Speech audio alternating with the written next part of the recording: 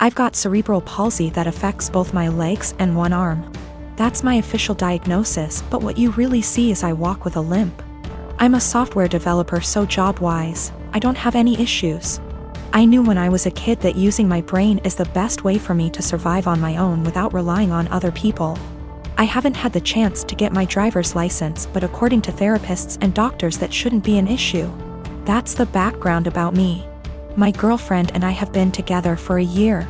We met back in April 2020 of last year, and we decided to get together in May 2020. I told her about my disability before then, but she wanted to try and make it work. We video call on Discord every day, almost always when we're awake, and recently we've been going on dates. She's more than happy to lend me an arm, and she notices things about me that even I miss myself. Outside of my family, she's the most loving and caring person I know, and she's my motivation to do better and improve myself. Honestly, I never thought I could find someone I trusted enough to share my more negative thoughts and problems.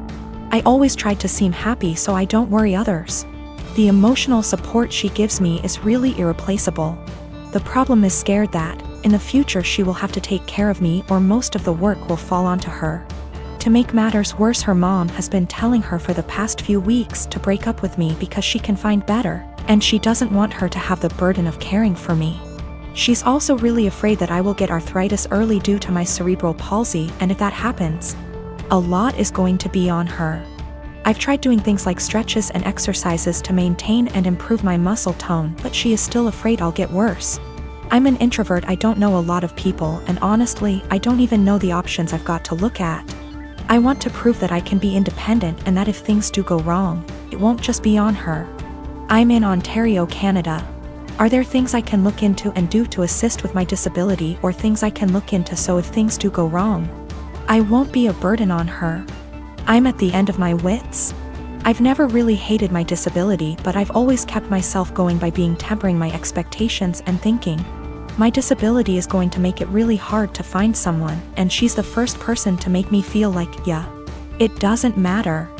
I want to do anything to show her that I won't hold her back in the future, but I'm out of ideas. Is there anything I can do?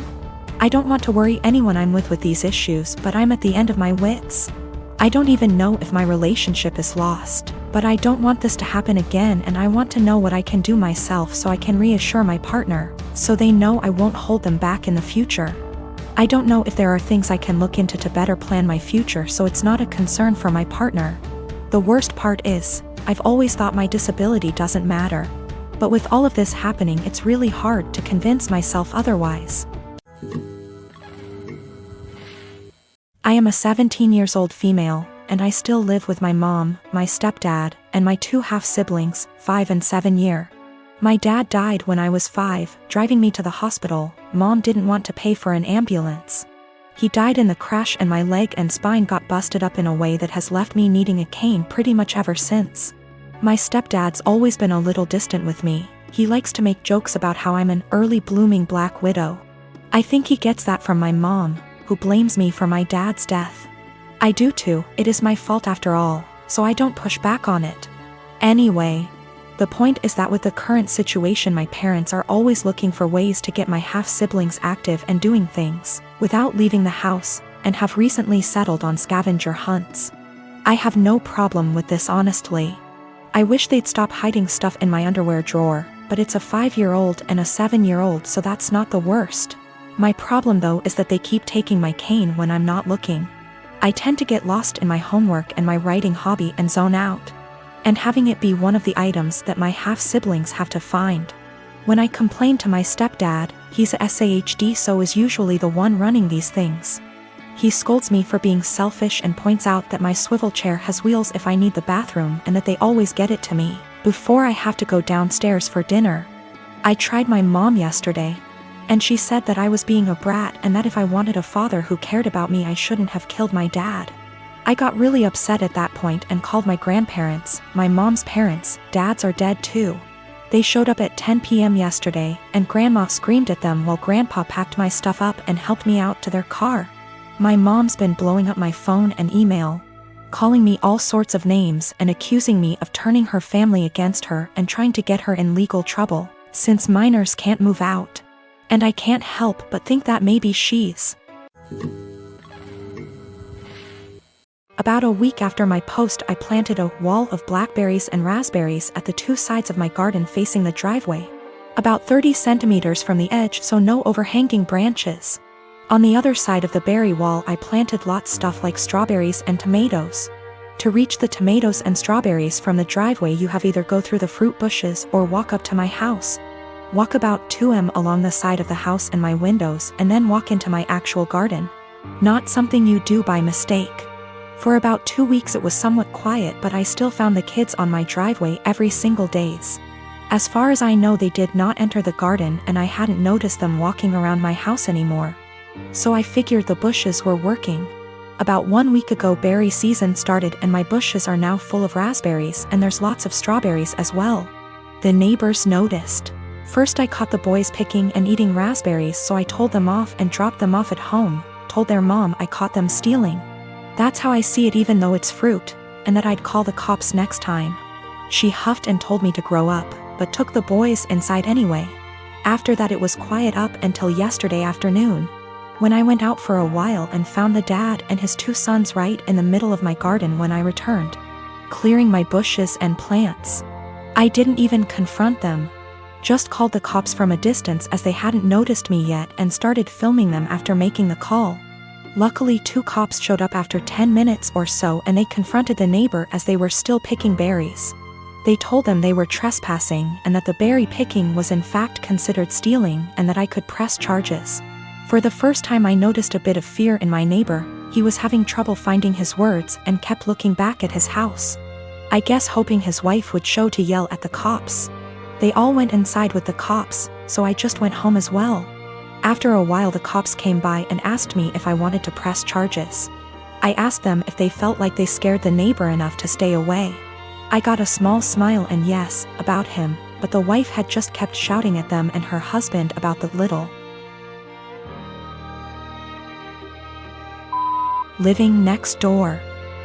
I told them no for now, asked them if I'd be allowed to get an extra camera set up on the wall between my garden and the road, to cover the entire front garden plus driveway. They said that's allowed as long as it's on my side of the wall. So, now I'm getting an extra camera installed. One neighbor knows I'm done messing around, but his wife isn't there yet, and if I ever catch any of them again, the cops will be called and possible charges will follow. Let me start off by saying my son, Adam, is 22 years old. Back when my ex-wife, Tori, and I were trying for kids, we found out that I was infertile. We decided we'd adopt, then about 4 months later my ex-wife is pregnant. I was thrilled because I thought maybe the doctor made a mistake.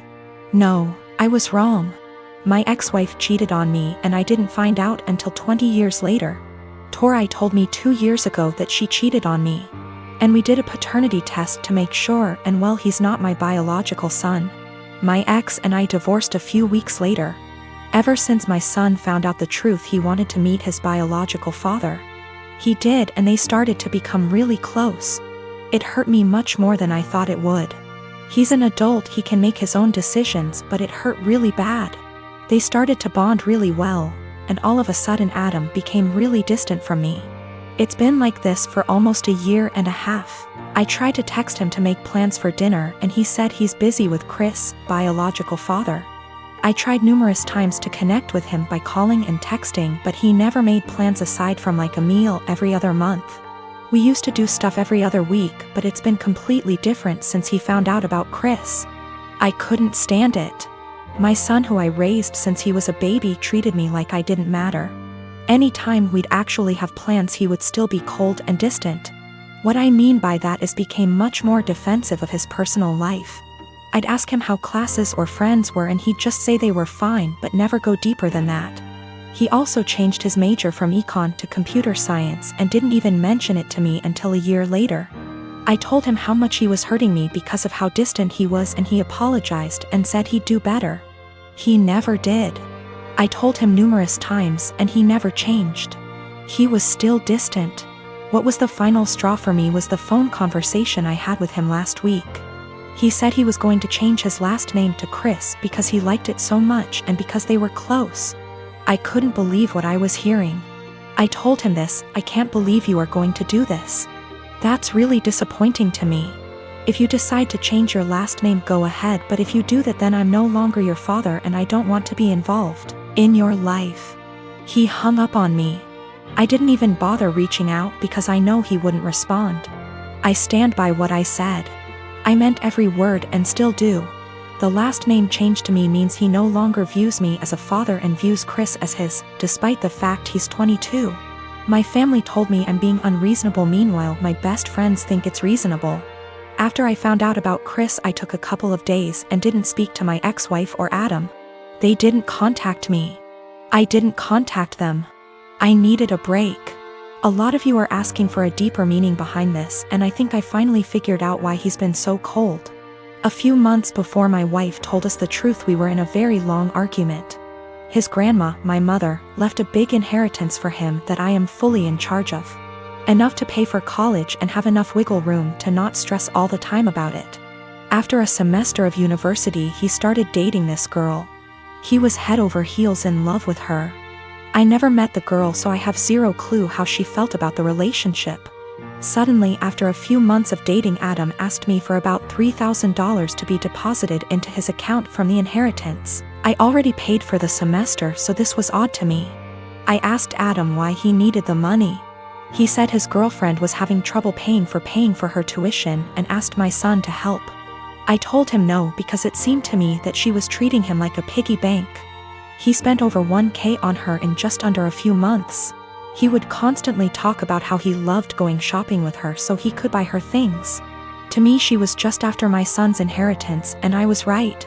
What I said to him was basically this: Adam, you haven't been dating this girl for very long at all, and for me to give you that much money just to spend on her after a few months doesn't sit well with me. That's the money your grandmother left you for your college career, not hers. If you two were more serious, then I would think about it, but I'm not giving you that much money to just give your girlfriend. Turns out my guess was right, and she was after his money. They broke up shortly after and have had an on-again, off-again relationship ever since. He was upset with me, but he eventually got over it after a few months. Then we found out about my ex's affair. I don't know if that's the real reason he's so cold. That was a huge argument that went on for weeks until she left him.